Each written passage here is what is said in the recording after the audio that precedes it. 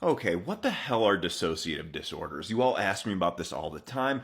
Depersonalization, derealization, dissociative identity, what are these? I've never done a video on this, so here's a quick breakdown. When we experience severe trauma, it's not uncommon to have dissociation, which essentially just means a detachment from reality. Now, these could just be symptoms of PTSD. When you're triggered, you may experience these feelings of dissociation. However, if they persist far longer, they can become a dissociative disorder. The first form of dissociation that could turn into a dissociative disorder is known as dissociative amnesia, and this is essentially forgetting important autobiographical information about yourself. This can come in two different forms. The first is localized, where you forget details about certain periods of time in your life, for example, when you experience the trauma. The second is more rare, and that is generalized amnesia, where you literally forget everything about yourself in a given moment. And even more rare with this disorder is a dissociation symptom known as dissociative fugue, and this is basically where you wander around aimlessly trying to gather the information that you lost.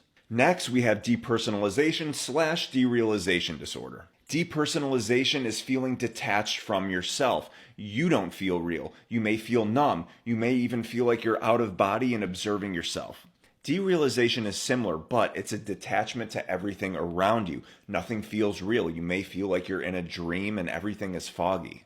The last dissociative disorder is most notably dissociative identity disorder, formerly known as multiple personalities. We all have different elements to our personality, but in some cases of severe trauma, these parts of us fully fracture and become their own separate entities. For a diagnosis, you have to have at least two parts that act fully independently of one another. Often they don't share the same memories, they have different behaviors, and often the personalities are completely opposite from one another. Sometimes they even have their own handwriting. We're now just scratching the surface on how trauma affects us, and dissociation and dissociative disorders are a perfect example.